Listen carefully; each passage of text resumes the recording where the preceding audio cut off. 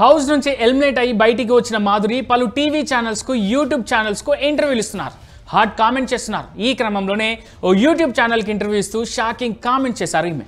Journalist అడిగిన ప్రశ్నలకు ఆమె కాస్త గట్టిగానే సమాధానం చెప్పారు.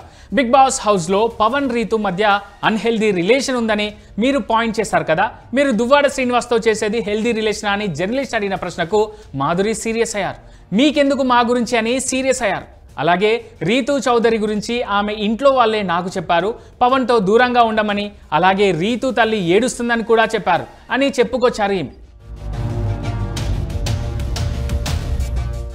అలాగే హౌస్లో భరణి మీరు డ్యాన్స్ చేశారు, దువ్వాడ శ్రీనివాస్ ఏమైపోతారా అని మీమ్స్ కూడా చాలా వచ్చాయని జర్నలిస్ట్ అడగానే మాధురి రెచ్చిపోయారు. బుద్ధి లేనోడెవడో గడ్డి తిన్నోడెవడో మీమ్స్ చేశాడంటూ మీమర్స్ పై షాకింగ్ కామెంట్స్ చేశారు. ఎపిసోడ్ చూసారా, నాగార్జున డ్యాన్స్ చేయమంటేనే నేను డ్యాన్స్ చేశా, మేమేమీ కావాలని డ్యాన్స్ చేయలేదు, ఒకరినొకరు హక్ చేసుకోలేదు అంటూ రెచ్చిపోయారు. అలాగే ట్రోల్ చేసిన వారిని నానా మాటలు అనేశారు, దారుణంగా తిట్టేశారు. అయితే మాధురి చేసిన ఈ కామెంట్స్ ఇప్పుడు సోషల్ మీడియాలో తెగ వైరల్ అవుతున్నాయి.